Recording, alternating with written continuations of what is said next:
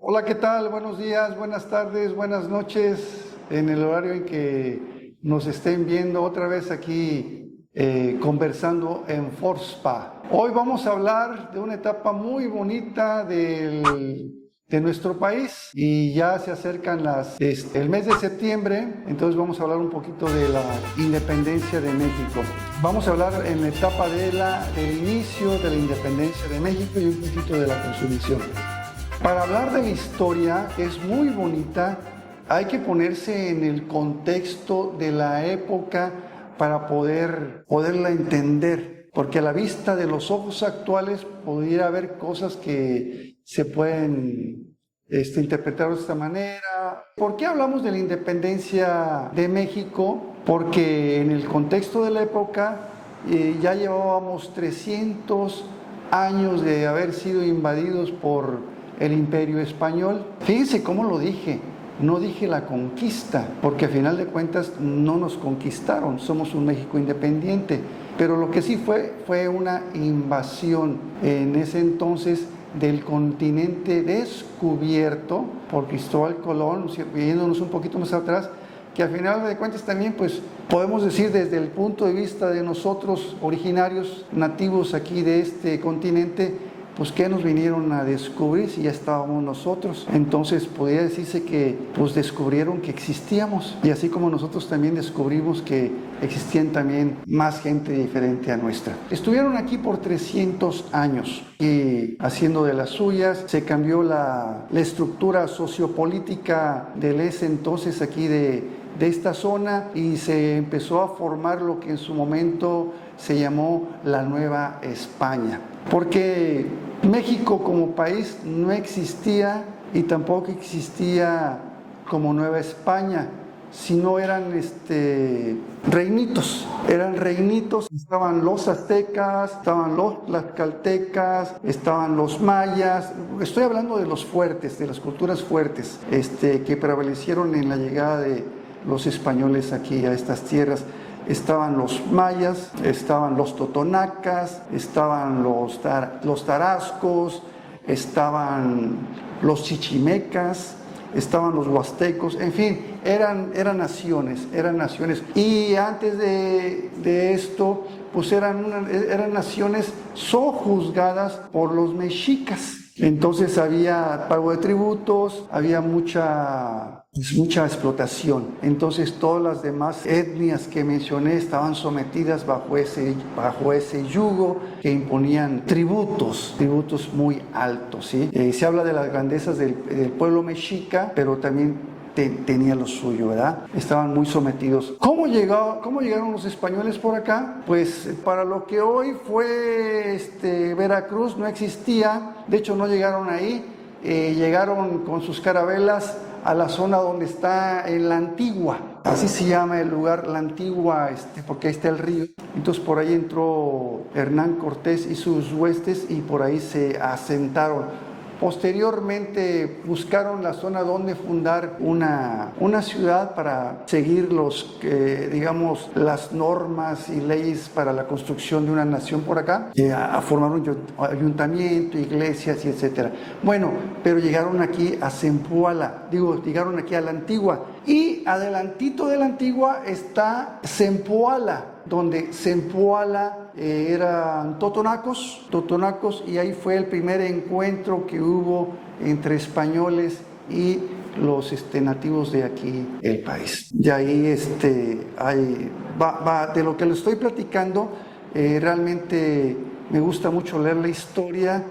Soy muy malo para fijar fechas y recordarme nombres, pero sí de situaciones que espero les sirva para fomentar el hábito de la lectura y mostrarles el interés para que ustedes también investiguen. Bien, se dice que en Zempoala hay dos anécdotas muy curiosas en ese encuentro. No fue inmediato el contacto, llevaban tiempo, se tomaron mucho tiempo, pero ya por nuestros nativos originarios ya eran observados los españoles. Los españoles no se bajaban de su caballo, por seguridad. Entonces, al desconocer este tipo de animal por estas tierras, pensaron que eran una sola figura, digamos así, un centauro dentro de la mitología griega, ¿verdad? Pero no se bajaban porque pues, así eran ellos, estaban más seguros. Entonces, se menciona en la historia que cuando llegaron a Zempoala, a un encuentro con un cacique, un gordito, ahí Totonaco, el imperio, sí. Dicen que era muy risueño, estaba llenito, gozado de vida, muy risueño. Y uno de los jinetes de Cortés, en una esquina de una pirámide, el caballo relinchó algo y tumbó al jinete. Y ahí se dieron cuenta que no era una sola figura, eran dos. Ahora voy a pasar un dato curioso de Zempoala. Hasta si ahí escríbanos si conoce algo más aparte de lo que voy a decir, pero para mí son las primeras o las únicas pirámides hechas a base de piedra de río, todas redonditas, porque está el río de la Antigua. Ahí, entonces, ese es un punto importante que todo Zempoala, sí tengo el gusto de conocer, es hecha a base de piedra de ríos. Y otro dato curioso es de que Cacique tenía hijas y estaban gorditas, estaban bastante llenitas. Entonces, para emparentar con Hernán Cortés, pues se las ofreció a Cortés como doncellas, pero él hábilmente se las cedió a uno de sus, ¿cómo se llama? A uno de sus capitanes. Aquí hay un dato curioso que voy a hacer mucho énfasis. Ya venía en ese momento, ya venía la Malinche con ellos. Diciendo un poquito más para atrás, la Malinche se dice que fue entregada a Juan de Grijalva por el cacique de ahí de frontera. Se llevó Juan de Grijalva, el río posteriormente se le dio ese nombre, el río Grijalva, y se le llevó 2 años a Cuba.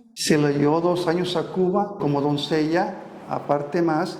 Entonces ahí se dice que Malinali, ellos la bautizaron como Marina, ahí aprendió el idioma español. Y aquí hay algún dato curioso, decían que venía de Jalisco, pero lo más cercano es que venía de Coatzacoalcos, así que de esta manera hablaba náhuatl.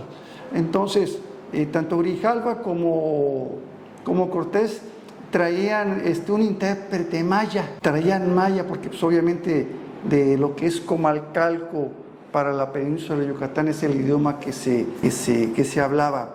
Como referencia histórica, las grandes ciudades de Europa de la época, cuando mucho tenían 15,000 habitantes, eran grandes ciudades, y para la época en que llegó Hernán Cortés, aquí los grandes asentamientos humanos eran de más de 100,000 gentes o 150,000 gentes, y les voy a mencionar cuáles son. Uno era Champotón, otro era Comalcalco, otro era Zempoala, otro era Pánuco, y hay un quinto que se me está pasando ahorita en el transcurso de la plática, a ver si me acuerdo, pero todos a la orilla del Golfo de México. Hay más en el interior de Bueno, pues así llegó la Malinche, pero pues los de Zempoala hablaban náhuatl, y ahí batallaron mucho. Pero en el momento en que llegó Cortés con estos totonacas de Zempoala, llegaron unos embajadores aztecas. Entonces la historia cuenta que se puso muy nervioso el cacique de Zempoala, porque pues así los trataban, ¿verdad? Los mexicas eran muy duros, tenían sometido a todos los pueblos, no se crean. Había mucho descontento por la forma en que los trataban. Con las confianzas que se tenía y se pensaba Hernán Cortés, pasaron los embajadores aztecas, pero no le miraron a los ojos, ignoraron a Cortés, lo ignoraron y se dirigieron al cacique, le había dicho algo, y al regresarse, quisieron hablar con ellos, pues náhuatl con maya, pues no había relación alguno, no lograron hacer contacto. Esos embajadores aztecas sí hablaron con el de Zempoala, y al retirarse, cuentan que estaban así, al retirarse ellos, estaba Malinali, ahora ya conocida como la Malinche, pasa y les dice algo y estos le contestan. Y se dio cuenta Hernán Cortés y ahí fue el inicio de la Malinche, Malinali o Doña Marina como intérprete de Cortés para entrarse ya a lo que es el Anáhuac. Ahí empieza el camino. Entonces no la tuvo fácil Cortés, llegó, no se la dio ver tan larga, llegó la lucha. Yo siempre he dicho y coincido con los historiadores que la conquista, la llamada conquista, eso que se llama invasión, la hicieron los tlaxcaltecas, ¿cómo se llama así? La hicieron con apoyo de los tlaxcaltecas, con las alianzas que hubo con todas las tribus, con la promesa de liberarlos de los mexicas, y se fue uniendo, pues eran personajes, pues es como, digamos, si nos venimos aquí y nos ponemos en el contexto actual, es como si estuviéramos viendo nosotros extraterrestres con armaduras y con ciertas armas. Bueno, había. Entonces también se menciona mucho que influyó mucho la leyenda y la profecía del regreso de Quetzalcóatl. Los confundieron con Quetzalcóatl y bueno, ahí llegaron y derrotaron a los mexicas. Realmente los tlaxcaltecas les salvaron el pellejo a los españoles. Si creen que no, también les tenían mucho miedo a nuestros nativos. Bueno, aquí se quedaron los señores por 300 años y ya empezó la cruza de razas. Fíjense, estaban en el contexto de la época, los ingleses, ellos fueron exterminar por completo. Ellos no decidieron mezclarse con las razas de aquí de América. No, en cambio, el Imperio Español sí lo permitió, y entonces aquí ya nacimos nosotros los mestizos. Pero ya dentro de la clase gobernante, pues ya la clase que mandaba eran los españoles en primer lugar, después los criollos, que era la cruza de español con originario de aquí. Los puestos importantes de la corona española la tenían los españoles, ellos mandaban. Entonces los españoles de aquí procuraban que sus hijos nacieran en España para regresar y tener ese estatus. Es como si, digamos, en tiempos actuales, irse de bracero allá a Estados Unidos y que tengas un hijo americano, entonces ya te da la facultad de empezar a tener una nacionalidad y ya los beneficios que otorgan las leyes y reglamentos que en ese entonces que siempre se hacen. Bien, entonces había mucho descontento porque pues no había censo para los nacidos aquí, aunque fueras hijo de español, no había.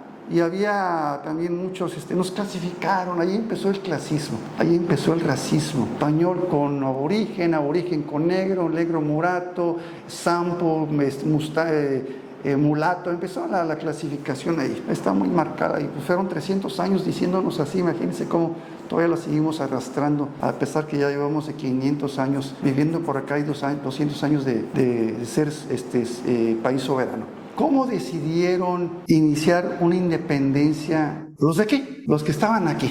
Independizarse de la Nueva España, de la España, la Nueva España de la Nueva España. Miren, en ese entonces, en esa época, ya todo el continente había sido invadido y sometido y resulta que Napoleón invadió España y obviamente al tomar dentro de las reglas del juego el Imperio Español, pues también las colonias que ellos mencionaban, las colonias que estaban en América, iban a ser también españolas. Como también invadió Portugal, la misma situación era para Brasil en ese entonces. Entonces aquí hay algo curioso de que, por ejemplo, las colonias invitaban a los soberanos de España que vinieran a México, y el de Brasil, bueno, no México en este caso, ya ahora México, sino la Nueva España, y el de Brasil le decía al emperador de Portugal, vente para acá. El rey de Portugal sí se vino a vivir